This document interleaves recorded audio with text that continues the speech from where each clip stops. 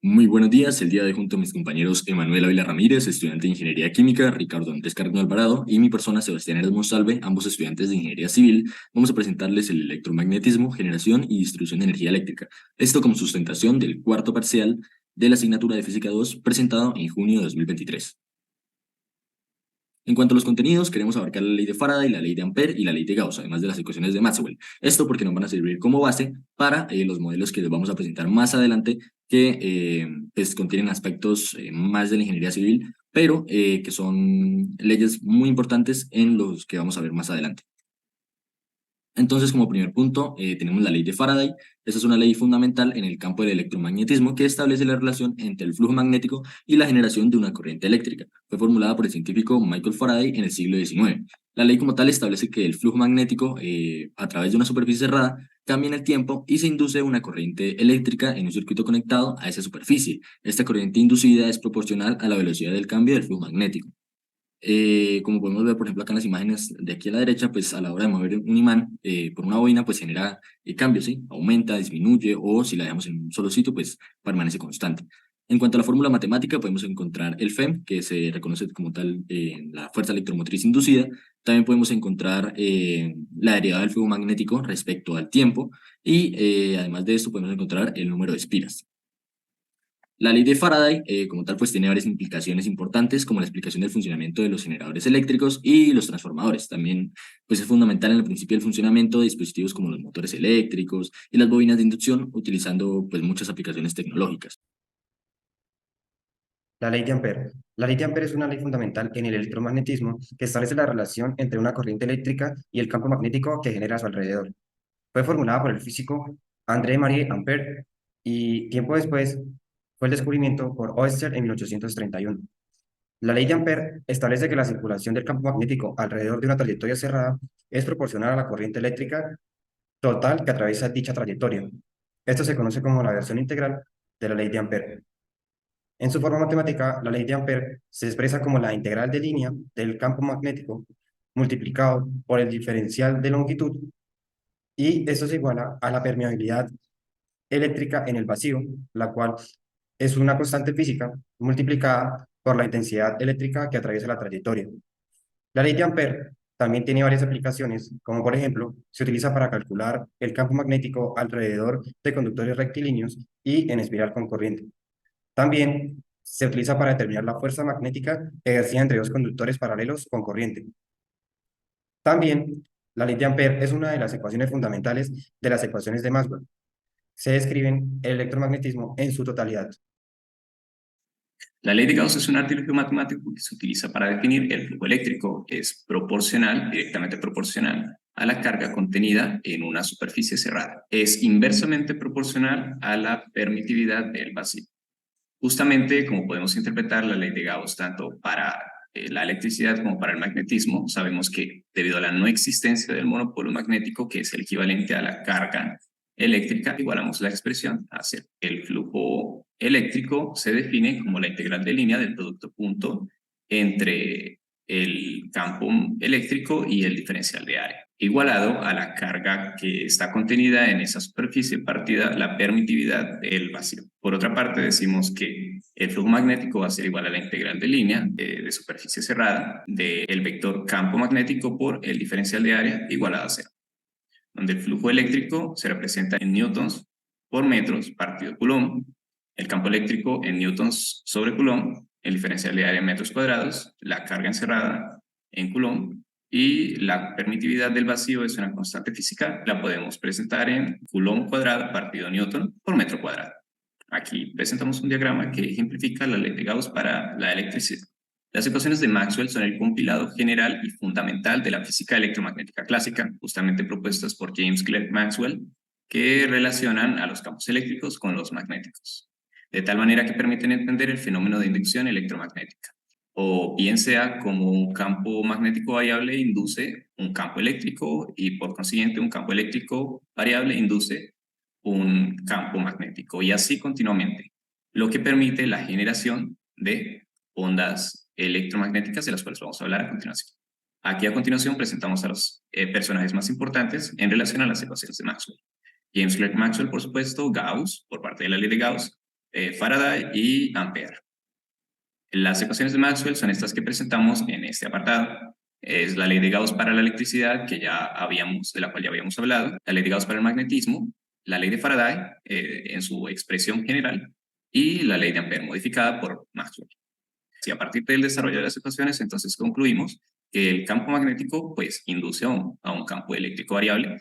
Estos campos son perpendiculares entre sí, es decir, son transversales, lo que permite generar una onda electromagnética. No depende de la masa, puesto que depende de campos, es decir, puede viajar a través del vacío.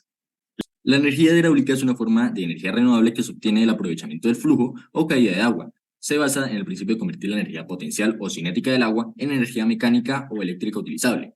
Pues este mecanismo lleva desde los principios de 2200 años, cuando en Asia fueron empleadas las primeras ruedas hidráulicas. El principal método para aprovechar la energía hidráulica es mediante la construcción de centrales hidroeléctricas. Pues estas centrales utilizan la fuerza del agua en movimiento para hacer girar las turbinas que activan los generadores eléctricos, produciendo así la energía eléctrica. Y dependiendo de las características del flujo del agua, pues podemos dividirlos en dos tipos principales. La primera son las centrales hidroeléctricas de embalse, que son los que utilizan grandes almacenamientos de agua fluviales, y pues el agua queda almacenada en esos grandes campos, ¿sí?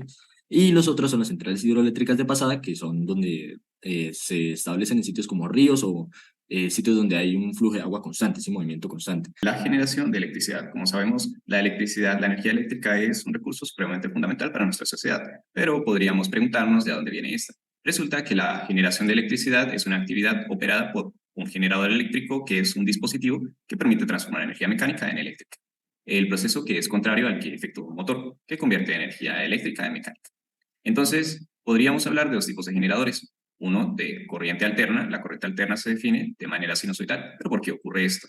Bueno, realmente es un arreglo matemático el que nos dice por qué la definimos de esa manera. Puesto que la FEM inducida se define por la ley de Faraday en este apartado que tenemos aquí, entonces podríamos aplicar la derivada, sí. De tal manera que al definir nuevamente ese aspecto, podríamos hacer este arreglo. De esta forma, resolviendo la integral, obtenemos este apartado, que sería el campo magnético que multiplica el área por el coseno de θ, que esa es la definición del producto punto. A partir de derivar esa expresión, entonces sabemos que θ está estrechamente relacionado con la velocidad angular constante, por lo que podríamos desarrollar la expresión que tenemos aquí, que la velocidad angular va a ser igual a la derivada de θ con respecto al tiempo, y por lo tanto podríamos encontrar una expresión muy similar para la velocidad que podemos observar en el curso de física mecánica.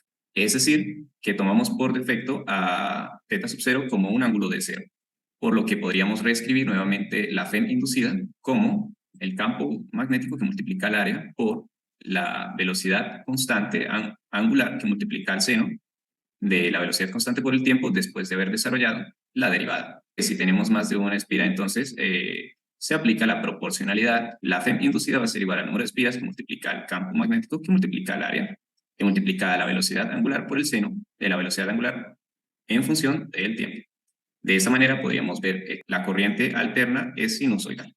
A continuación tenemos el generador de corriente alterna que interactúa con un campo magnético que se genera entre dos polos de un imán, lo que permite justamente el giro de en sí la armadura y la presentación del fenómeno de inducción electromagnética. El bombillo nos permite saber que efectivamente el fenómeno de inducción electromagnética se está dando de manera adecuada. La diferencia principal entre el generador en corriente directa y el generador en corriente alterna justamente son los anillos colectores. En una tenemos anillos colectores por parte de la corriente alterna, y para la corriente directa tenemos conmutadores de anillo partido. En este primer apartado podemos ver un generador de corriente directa de una manera muy sencilla, el electroimán que gira y que permite el fenómeno de inductancia.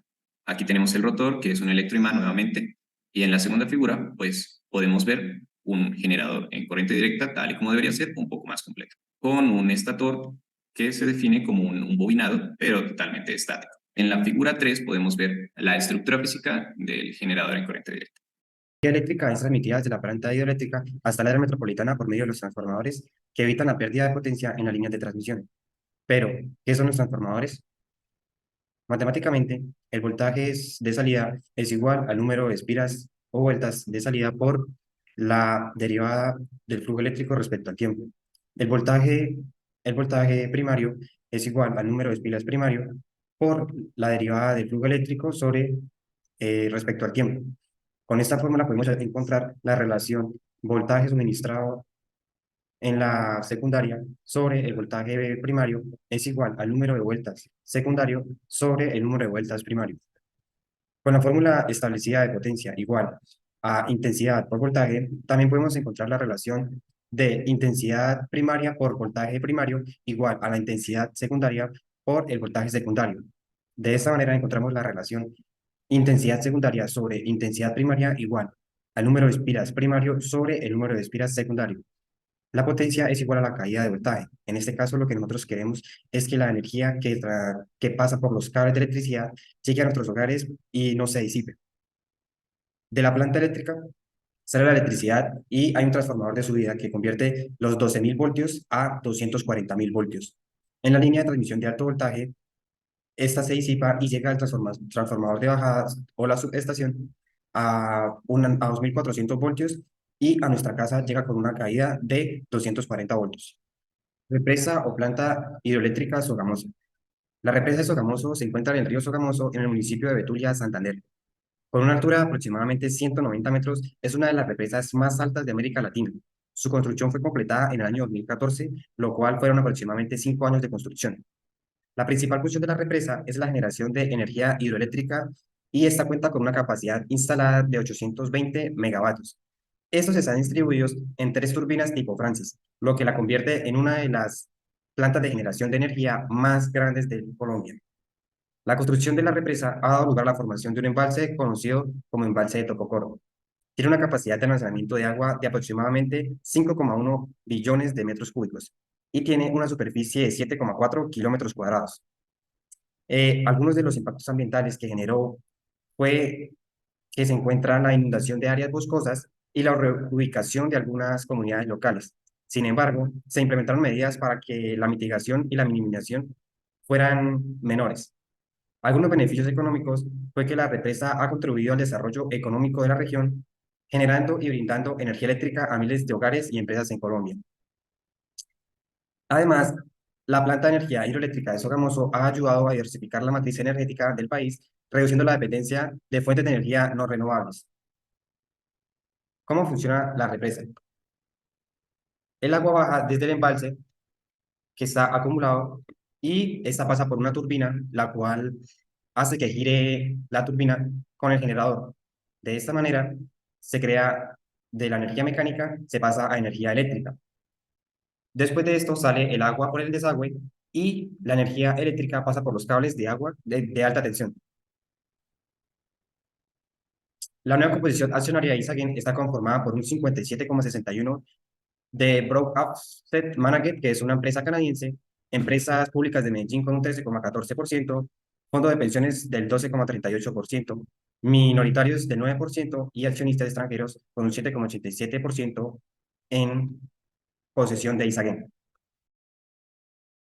En conclusión, podemos decir que sí es posible generar un modelado de una planta hidroeléctrica utilizando el modelo matemático de forma teórica y experimental. Esto porque tomamos de referencia el trabajo que realizó Sara Trujillo para obtener su magíster en la Universidad de Sevilla.